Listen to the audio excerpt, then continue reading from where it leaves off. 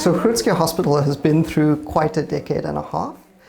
We've gone through periods of rapid extension of our services, maintenance of tertiary, quaternary level care for South Africans. We are the public sector hospital in the country that does lung transplants, cardiac transplants. We also process a large load of emergency and trauma patients. With the closing of some other hospitals in the province, we've taken on a bigger load and we drain the western half of the city of Cape Town. That's more than 7.5 million people, half of them are coming to us. We see more than 4,500 attendances in our emergency center. So there's rapid throughput. It's also high staff turnover, people that are training to become emergency medicine specialists and trauma surgeons. And so we pride ourselves on the fact that we deliver world-class quality care as the leading hospital on the continent. And we know that our staff are capable of that, and we provide the best quality of care possible to our patients. But we would love to provide a facility that provides both patients and staff with dignity and respect. We've had a very small, cramped emergency center that has done amazing work, but needs help.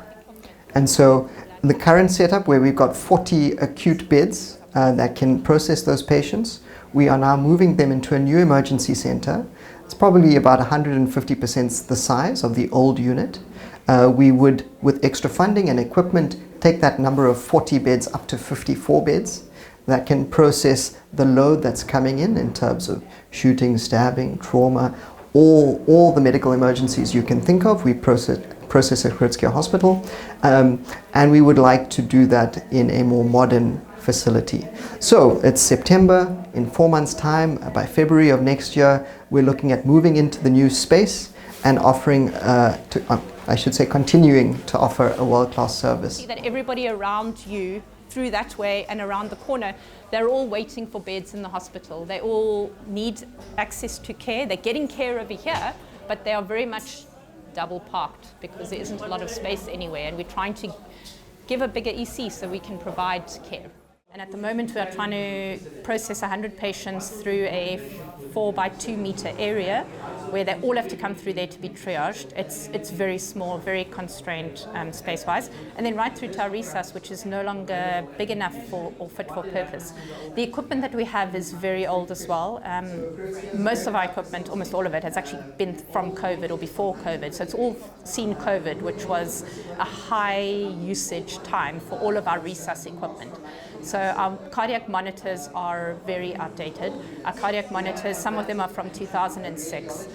What's been happening is as a monitor breaks, you use that monitor's parts to service 2 monitors, and so the monitors start depleting eventually. Our ultrasound machine is from quite a long time ago. Our ultrasound machine, ultrasound as a concept has grown a lot over the last few years, and so the machine's able to do a lot more now, so we need to get new machines in order to actually provide the care we want to the patients. I appreciate times such as public holidays, weekends and nighttime. Groote Schuur becomes the only space that can actually scan patients after hours. So we get a lot of our patients coming at night, and then there are many times when this area is full and we have to accommodate everybody here, and we actually just don't have enough space and equipment to actually do that. These are some of the machineries and things that we use, like a TIG. This was actually quite a great advance for us because everywhere internationally they're using the TIG. This machine actually tells us in real time how we must actually resuscitate the patient, what type of blood products we need to give, etc. So this has been sort of a real lifesaver. But if you look at the other equipment, our fridge, our blood warmer is from like the 1970s. So we're using, a very, very old blood warmer to warm products. To have to give patients, sometimes we have to give them up to 12 units of blood. And then, we can't actually use the blood warmer.